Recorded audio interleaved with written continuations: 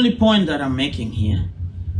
The major argument that I make is that what we normally will refer to as an African culture is not a standalone affair. It's been influenced by these interactions, firstly through imperialism and slavery, and also through contact with Arabia and other societies, such that Ghanaian scholar Kwame Appiah has stated that because of globalization, it is difficult to pinpoint what exactly is African.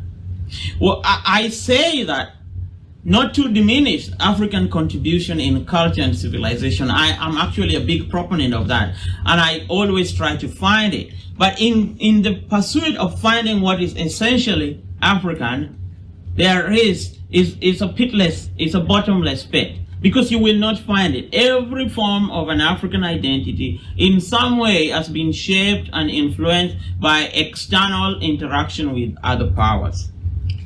So follow me on. I illustrate this point through different experiences, through different forms. One, let's look at music. And I start with Congolese music, because Congolese music in many ways influenced the rest of African music. It's the best musical identity for many African people, popular culture. And the Congolese music, formerly called Lingala or Rumba, arises out of the contact with Afro-Cubans playing this music called rumba in Havana and in other places in Cuba.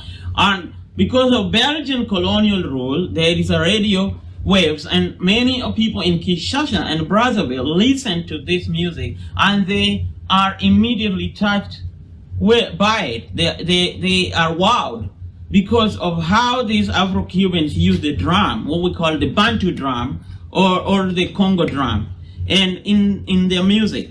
And it's a modern reenaction of this drum. And it influences them to imitate them and to use this new music which they copy and name it Congolese rumba.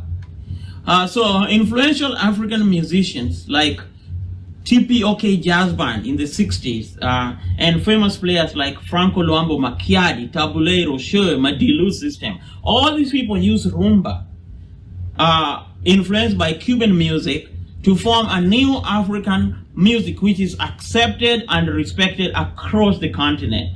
And this music further influences other forms of African popular music like Ghanaian hip life, and also Nigerian Afrobeat, and later on in the 90s, as hip hop starts to become mainstream, African youth in urban centers are